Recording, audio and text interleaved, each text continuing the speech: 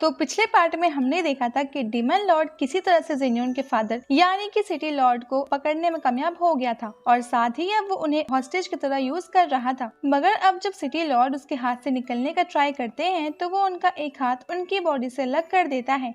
अब इस पार्ट की स्टार्टिंग पिछले पार्ट के आगे से ही होती है। अभी जेन्यून के ग्रैंडफादर हवा में आ चुके थे और वो डीमन लॉर्ड से कहते हैं कि तुम मेरे बेटे को छोड़ दो, नहीं तो तुम भी यहाँ से बचकर नहीं जा पाओगे। मगर अब इस पर डीमन लॉर्ड हंसने लगता है और कहता है कि क्या आपको सच में ये इतना आसान लगता है, और जब तक मेरे पास ये है तब तक आप लोग मुझे कुछ भी नहीं कर सकते। लेकिन अब तभी ही सिटी लॉर्ड नाइली को कहने लगते हैं कि तुम ऐसे क्यों खड़े हुए हो, तुम्हें किसी चीज का डर है? मैं कहता हूँ कि अभी आकर इसे खत्म कर दो और मेरी चिंता बिल्कुल मत करो। अगर मैं यहाँ मारा भी गया तो मुझे इसका कोई गम नहीं होगा।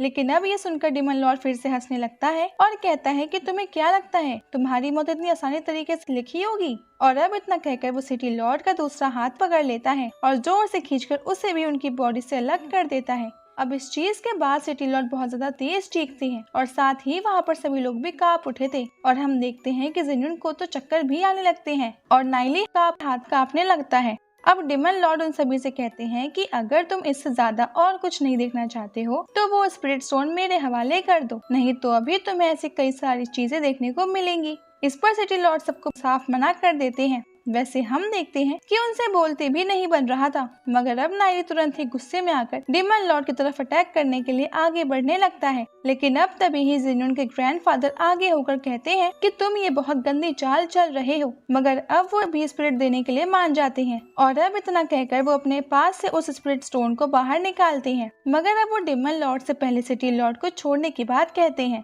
लेकिन इस पर डीमन लॉर्ड हंसने लगता है और कहता है कि मजबूरी मेरी नहीं है, मजबूरी अभी तुम्हारी है, इसलिए पहले तुम्हें स्टोन मेरी तरफ फेंकना होगा, तभी इसे छोड़ूंगा। अब यहाँ पर जेन्यून के ग्रैंडफादर के पास कोई भी उपाय नहीं बचा था और ना ही अभी वो कुछ कर सकते थे, इसीलिए उन्हें वो स्पिरिट स्टोन देना ही पड़ता है। तो अब वो स्पिरिट स्टोन देने के बाद वो डीमन लॉर्ड से कहते हैं कि हमने हमारा प्रॉमिस पूरा किया, अब तुम्हारी बारी है, सिटी लॉर्ड को छोड़ दो और यहाँ से चले जाओ। इस पर भी डीमन लॉर्ड हंसते हुए कहता है कि हाँ मैं भी अपना प्रॉमिस जरूर पूरा करूंगा। और अब इतना कहकर वो अपना दूसरे हाथ में अपनी पावर का यूज कर तुरंत ही सिटी लॉर्ड की चेस्ट पर अटैक करता है और हम देखते हैं कि उसका हाथ सिटी लॉर्ड के चेस्ट से आर पार हो चुका था। ये देखकर सभी लोग बहुत तेज चिल्लाते हैं। अब डीमन लॉर्ड उन सभी से कहता है कि तुम कीड़े मकोड़े सिर्फ चिल्ला सकते हो, तुम मेरा कुछ भी नहीं उखाड़ सकते, इसीलिए जितना हो सके उतना चिल्लाओ, मुझे तुम्हारी ये चीखें सुनने में बहुत मजा आ रहा है। अब नाइली डीमन लॉर्ड पर बहुत ज्यादा गुस्सा आने लगता है, यहाँ तक कि वो अटैक करने को भी पूरी तरह से तैयार था।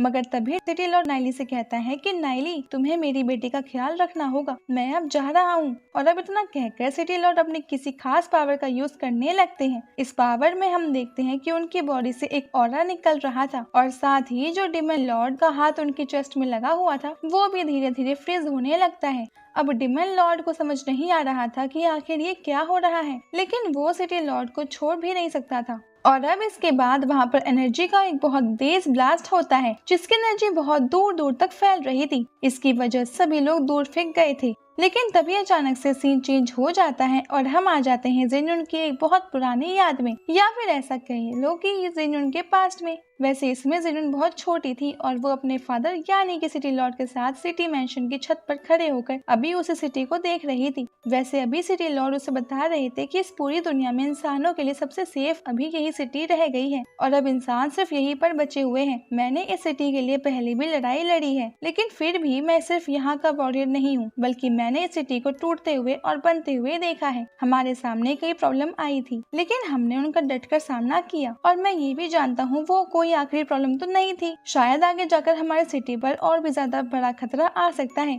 लेकिन अगर ऐसा कुछ भी होता है तो मैं अपनी जान देने में एक बार भी नहीं सोचूंगा। लेकिन अब छोटी सी जेन्यून जैसे ही इतना सुनती है तो वो तुरंत ही बहुत तेज रोने लगती है और फिर सिटी लॉर्ड उसे चुप कराने लगते हैं। इसके बाद सीन चेंज हो जाता है और हम आ जाते हैं प्रेजेंट टाइम में। यहाँ पर अभी एनर्जी का एक बहुत तेज ब्लास्ट हुआ था और जेन्यून के सामने उसके फादर की सोल खड़ी हुई थी। तो अब सिटी लॉर्ड जेन्यून से कहते हैं कि मेरी पूरी लाइफ की सबसे प्रीशियस चीज यानी कि सबसे ज्यादा कीमती चीज तुम ही हो। और अब इतना कहकर उनकी सोल वहाँ से चली जाती है। अब इस चीज से जेन्यून को बहुत ज्यादा तेज झटका लगता है और वो बहुत जोर जोर से चिल्लाती है और रोती भी है, लेकिन वो कुछ भी नहीं कर सकती। और यही वो समय होता है जब इंसान खुद को सबसे ज्यादा कमजोर समझने लगता है। साथ ही अब वो खड़ी भी नहीं हो पा रही थी और इसके आंसू रुक नहीं रहे थे। दूसरी तरफ लोगों को इस चीज से बहुत तेज गुस्सा आने लगा था, यहाँ तक कि उसका गुस्सा अभी 7वें आसमान पर था। वैसे तो सभी को बहुत गुस्सा आ रहा था, मगर लू ही सबसे पहले अटैक करने आगे बढ़ता है और फिर बाकी सभी लोग भी उसके पीछे पीछे डेमन लॉर्ड पर हमला करने के लिए आगे बढ़ जाते हैं। दूसरी तरफ उस डेमन लॉर्ड ने सिटी लॉर्ड की उस टेक्निक को डिस्ट्रॉय कर दिया था। इसका मतलब अभी वो जितने भी ऑरा से घिरा हुआ था वो सभी उसके पास से दूर हो जाता है और अब उसने भी इन लोगों को अटैक करते हुए देख लिया था। लेकिन अब जब ये लोग आगे बढ़ रहे थे तभी अचानक से ये अपने आप ही रुक जाते हैं और देखते हैं कि ये आगे नहीं बढ़ पा रहे हैं। साथ ही इन्हें कुछ अजीब सा भी फील हो रहा है और अब ये पीछे देखते हैं और समझ जाते हैं कि नाइली अभी किलिंग की फॉर्मेशन का यूज करने वाला है। अब हम देखते हैं कि नाइली बहुत गुस्से में था और अभी उसके दिमाग में वही सब बातें चल रही थी जो कि सिटी लॉर्ड के साथ उसने की थी। साथ ही कोशिश करने के बाद भी उसके दिमाग से ये बातें नहीं निकल रही थी और वो अपने दिमाग को शांत भी नहीं कर पा रहा था। अब वो अपनी पूरी तरह से अटैक करने के लिए तैयार था और फिर वो जोर से चिल्लाता है कि डेमन लॉर्ड, मैं आज तुम्हें छोड़ूंगा नहीं। लेकिन इसके बाद अब ये पार्ट यहीं पे खत्म हो जाता है। अगर आपको ये वीडियो अच्छी लगी हो प्लीज इसे लाइक कर देना। मिलते हैं आपसे अगले वीडियो में, तब तक के लिए bye bye guys and take care.